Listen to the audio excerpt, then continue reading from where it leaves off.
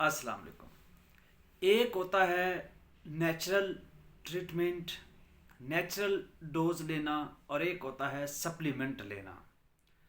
Supplement आपकी वो कब ज़रूरत पड़ती है जब हम नेचुरल डोज नहीं ले रहे होते, नेचुरल चीज़ें नहीं खा रहे होते, तो हमारी बॉडी को उन चीज़ों की मुस्तकिल ज़रूरत होती है जिसकी वजह से कमी हो जाती है, और हम उस कमी को सप्लीमेंट की बुनियाद पर पूरा करते हैं। अगर वो चीज़ें हम अपनी डाइट का ख्याल रखें और उन चीज़ों को एज़ रूटीन लें, मिसाल के तौर पे मेरी ये बहुत सी वीडियो बन चुकी हैं विटामिन और मिनरल पे, कि अगर हम इनका इस्तेमाल प्रॉपर करते हैं तो हमें सप्लीमेंट लेने की ज़रूरत बिल्कुल भी कतई नहीं है।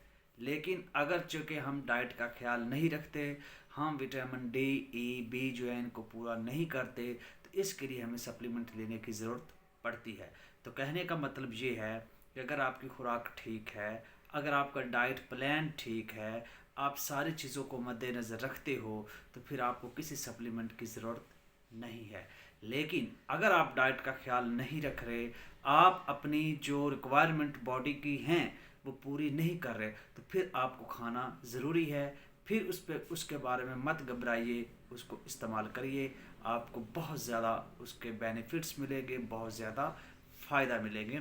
और ये जो बात कही जाती है कि साइड इफ़ेक्ट ये वो, या कुछ लोग कहते हैं कि ज़ीरो इफ़ेक्ट है, डेफिनेटली जब कोई चीज़ ओवरडोज होती है तो वो साइड इफ़ेक्ट देती है।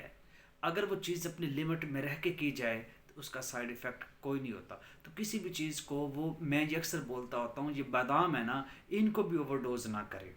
कोई भी चीज़ है उसको ओवरडोज ना करें, अपनी उसकी लिमिट में, जो उसकी रिक्वायरमेंट बॉडी के लिए उसमें रह के खाएं, वो आपको बहुत ज़्यादा फ़ायदा देगी। शुक्रिया।